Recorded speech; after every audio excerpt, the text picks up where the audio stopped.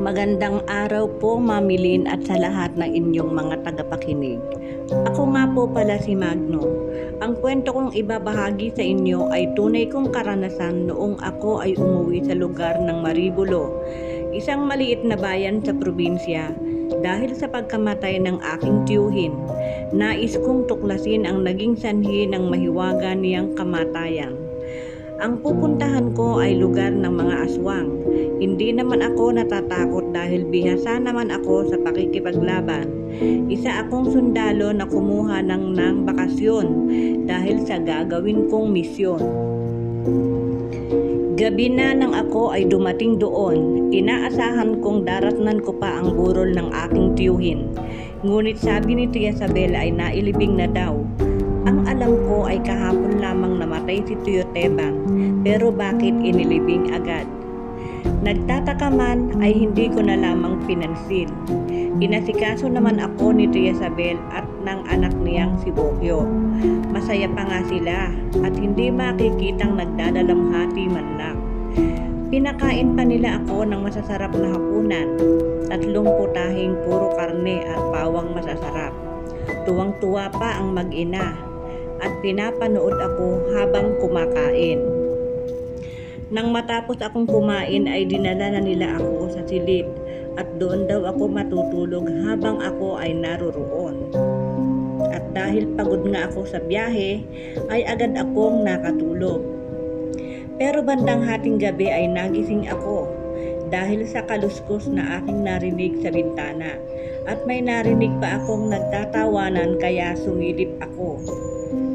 Si Tia Isabel at ang anak niyang si Bokyo ang nakita ko at may 2 pang lalaki na hindi ko kilala. Saglit kong pinakinggan ang pag-uusap nila at narinig kong binanggit ang aking pangalan. May mga panggatong na kahoy akong nakikita at malaking kawa. At narinig ko pang may mga bisitang darating dahil may gaganaping malaking selebrasyon. Ngunit nagulat ako nang biglang bumukas ang pinto ng silid. Pumasok ang isang batang lalaki at sinabi niya kung pwede ba raw ay dito siya matutulog dahil natatakot. Na agad ko namang pinayagan. Lumapit sa akin ang bata at nakita ko naman talaga sa itsura niya ang natatakot. Marahil ang edad niya ay 10 taon o baka wala pa. Tinanong ko pa nga kung sino siya dahil hindi ko naman siya nakita kaninang dumating ako. Ang sagot, siya daw ay anak din ni Tia Isabel. Tumango na lang ako at pinahiga ko siya sa tabi ko. Muli akong sumilip sa siwang ng bintana ngunit wala na doon ang mag-ina at ang 2 lalaki. Nakaramdam ako ng pananakit ng tiyan. Pinagpapawisan na ako. Namimilipit na sa sobrang sakit. Nagsalita ang batang lalaki at tinanong niya ako kung masakit ba raw ang aking tiyan ko. Ang sagot ko naman ay oo, sobrang sakit. Ang sabi niya sa akin, sandali lang kuya, may kukunin ako. Lumabas sa kwarto si Buboy at pagbalik ay may dala na itong maliit na bote na hindi ko alam kung ano ang laman. Inabot niya iyon sa akin. Sabi niya inumin ko para mawala ang pananakit ng tiyan ko.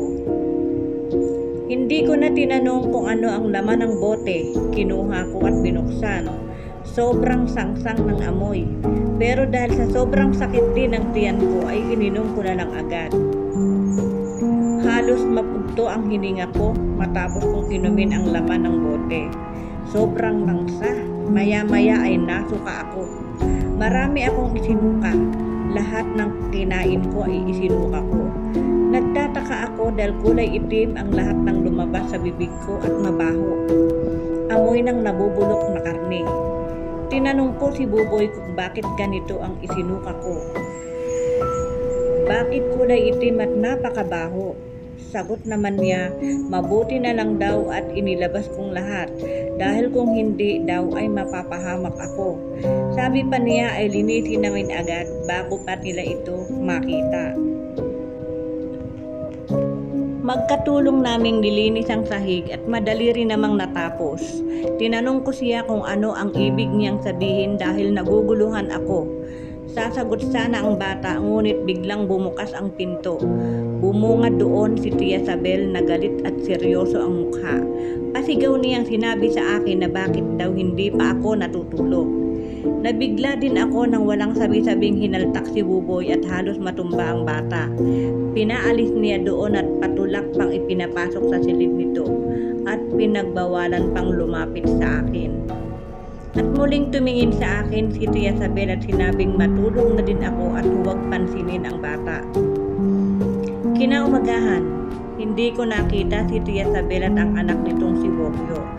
May nakahanda namang pagkain sa mesa at pawang masarap dahil amoy pa lang ay tiyak nagugutungin ka.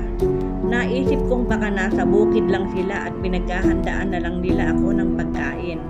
Naalala ko si Buboy. Kung natutulog pa ito ay gigisingin ko para sabay na kaming kumain. Ngunit wala ang bata sa kanyang kwarto.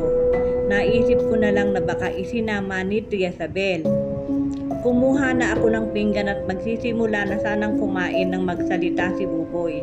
Sabay kuha ng pinggan at sinabing huwag ko raw kainin ang pagkain. Inilayo niya sa akin ang pinggan at hinila ako palayo sa lamesa. Takang-taka ako sa ginawa ni Buboy. Tinanong ko naman siya kung bakit. Basta sinabi lang niya kailangan ko na raw umalis habang may panahon pa. Nahihiwagaan ako kay Buboy kung ano ang ibig itong sabihin. Lalo pa nang kunin niya ang 2 pinggan at nilagyan ng kanin at ulam at pagkatapos ay tinapon niya agad sa damuhan. Hindi makasagot sa akin ang bata pero nakikita ko sa mukha niya ang labis na pag-aalala. Nagulat pa kami nang dumating si Bokyo. Tinanong kung kumain na raw ako. Hindi ako agad nakasagot. Kaya si Buboy na ang sumagot at sinabing tapos na daw akong kumain.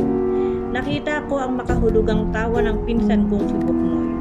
Dumating si Tia Isabel at sinabing pawang masasarap ang pinapakain nila sa akin kaya tiyak na mawiwili akong tumira sa kanila. Kinuha ni Buboy ang 2 pinathinugasan. Nagtataka man ako ay hindi ako nagpahalata pero nahihiwatigan ko na ang ibig sabihin ng ginagawa niyang ito. Kinagabihan, nakita kong abala si Tia Isabel at Bokyo sa pag-aayos sa labas.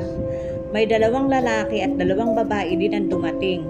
Basta ang tingin ko sa kanila ay maraming lulutuin dahil nag-imbita pa ng makakasama sa pagluluto. Pumasok sa loob ng bahay si Tia Isabel at nagbigay sa akin ng pagkain at inumin. Mauna na daw akong kumain dahil may mga gagawin daw sila. Hindi na ako kumibo pero duda na ako sa mga kilos nila. Maya-maya ay nagmamadaling pumasok si Buboy. Sinabi niyang huwag kong kakainin ang pagkain dahil makakatulog ako. Kailangan ko na daw umalis dahil ang sinasabing selebrasyon ay gaganapin ngayong gabi at ako ang lulutuin at gagawing handa sa pagkitipon ng mga aswang. Gulat na gulat ako sa sinabi ni Boy. Saglit pa akong sumilip sa labas. May nakasalang na malaking kawa at kumukulo na ang tubig. Hinila na ako ni Buboy at doon na daw kami dadaan sa likod habang abala pa sila.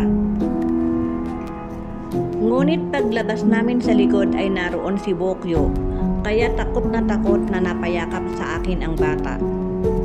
Alam kong nasa panganib na talaga ang buhay ko, Mami Lynn. At sa oras ding iyon ay nalaman ko ang totoong nangyari kay Tio Teba na magsalita si Tia Isabel. Sinabi niyang pawang masasarap daw ang pagkaing ibinibigay nila sa akin dahil espesyal daw at masarap ang karne ng aking tiyuhin. Nagimbal ako sa aking narinig. Di yata't ang pinapakain nila sa akin ay ang mismong katawan at laman ng aking tiyuhin. Naikuyom ko ang aking kamao sa tindi ng galit. Gusto ko silang patayin at durugin mismo sa aking mga kamay. Nagpapasalamat pa rin ako kay Buboy dahil palagi akong pinagbabawalan na kainin ang mga pagkaing ibinibigay sa akin. Inutusan ni Tia Isabel ang mga lalaki na igapos ako. Agad naman akong hinawakan ng isang lalaki, ngunit malakas kong sinuntok sa sikmura. Umatake naman ang isa pang lalaki, ngunit sinalubong ko ng malakas na suntok sa mukha. Magkatabing nakatihaya sa lupa ang 2 lalaki. Galit na galit si Tia Isabel, inutusan niya ang ibang mga kasama na igapos ako. Nanlaban ako dahil hindi ko hahayaang maging biktima ako ng mga aswang. May kumakagat sa aking braso. May kumakalmot sa likod ko at mukha. Mahapdi na ang nararamdaman ko pero ayaw kong sumuko. Gano'n naman kaming mga sundalo. Walang susuko. Patay kung patay.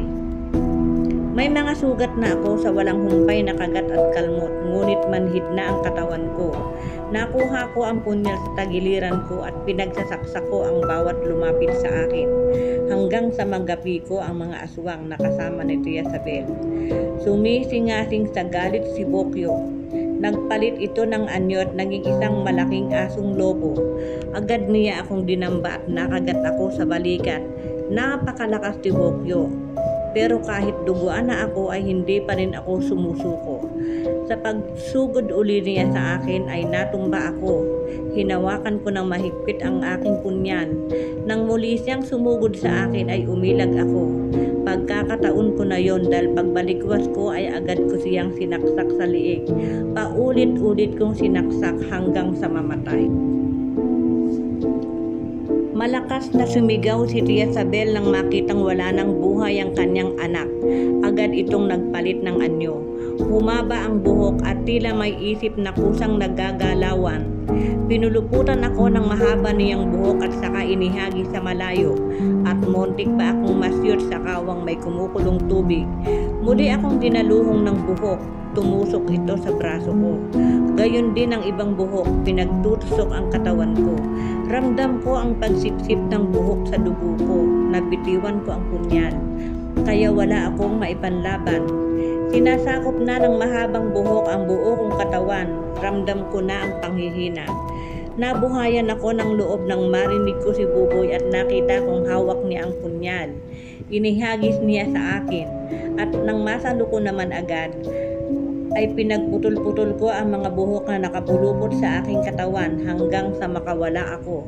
Umatras si Tia Isabel. At muli siyang susugod sa akin, ngunit malakas ko siyang itinalya at doon bumagsak sa kumukulong tubig. Panay ang kawag ni Tia Isabel pero wala na siyang nagawa dahil siya ang inilaga ng buhay at hindi ako. Umalis na agad kami ni Boy ng gabing iyon. Natuklasan kong hindi pala anak ni Tia Isabel si Buboy.